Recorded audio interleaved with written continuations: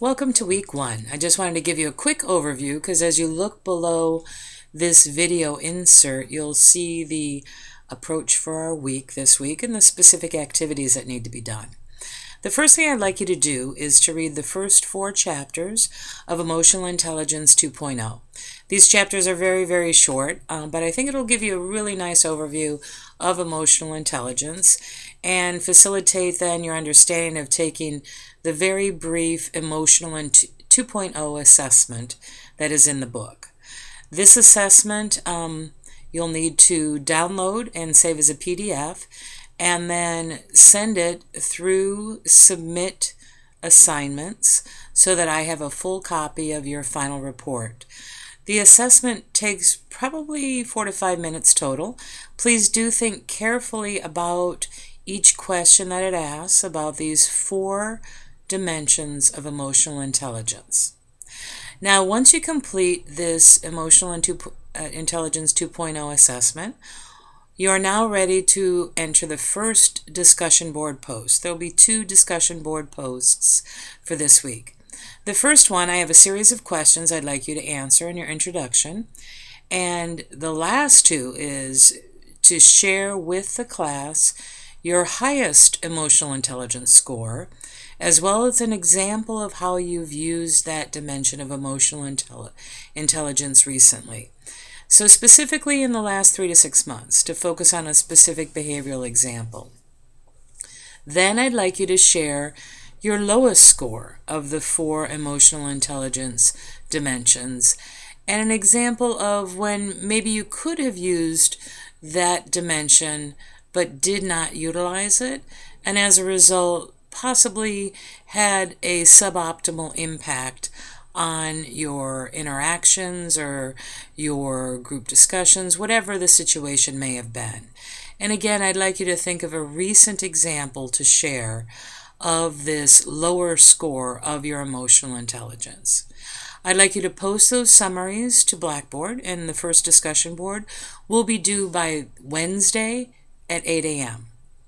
The second discussion board post is directly related to this. I'd like you to go through all of the students in the class and read through their high scores and their low scores. And I'd like you to find someone who is the opposite of you. And what I mean by that is, if, for example, your highest score was on emotional self-management, the second dimension, I'd like you to find somebody whose lowest score was emotional self-management and read their post. And then I'd like you to define what it is you feel like you could learn from them in the event that they shared and what you could teach them in the event that they shared.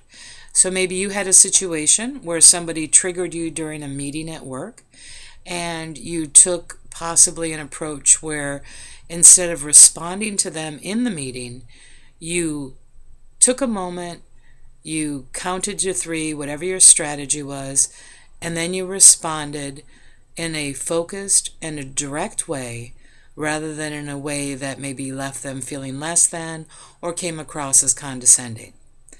What I'd like you to do in then your second discussion board post is to offer advice, ideas, and information to each other in a coaching role to help each other learn from what your strengths are as well as your areas for growth, because often our areas for growth we have the most to learn and the most to teach because we're pretty aware of when we fall short of our own expectations. So that is the first 2 discussion board posts. I have included also 3 short videos on emotional intelligence that are on the Blackboard for you to watch.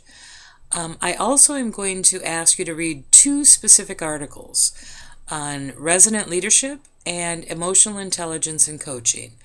And the articles, again, can be helpful as you look to write your final paper that I referenced both in the previous video as well as in the syllabus that describes the paper that's due on week 10. Your final assignment for this week will be to create a blog entry. This one will focus on Becoming a Leader, Warren Bennis's book, Chapter 1. What I'd like you to do is to write a very brief summary in the blog of the most important learning points from that chapter. And then I'd like you to write a developmental action plan, and I've included a sample developmental action statement that you can write, including measures of success, coaches or mentors, people who you work with or at school who will help you in your growth, and then finally a timeline for you to measure your progress in order to identify whether or not you're making any strides in the area. I like the timeline to be set hopefully every couple of days or minimally weekly. We don't want to have timelines where you're not going to be measuring your progress within the next 2 to 3 months, because of course we want to see progress during the course of our 10-week term together. So those are your assignments this week. You'll have a discussion board post, a blog post, a self-assessment of your emotional intelligence, some readings, and 3 different videos to watch, all of which that are posted on Blackboard.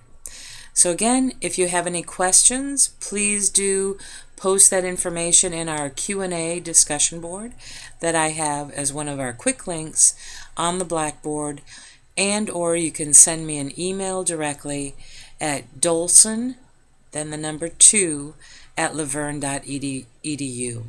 And you saw in my welcome that if you would like to at any time set up a Skype, a face-to-face meeting, or a telephone call, I'm more than happy to do that as well. In the meantime, look forward to interacting with you through our discussion boards and to reading your insights on your blog posts this week. Take care and have a great week.